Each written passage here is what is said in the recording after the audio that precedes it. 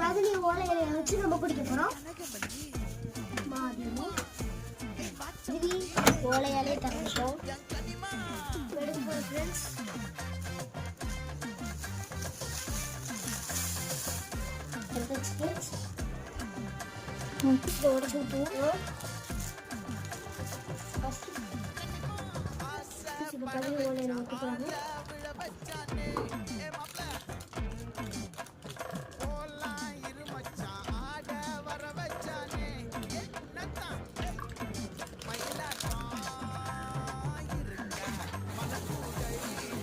சூப்பராக இருக்கு ஃப்ரெண்ட்ஸ்.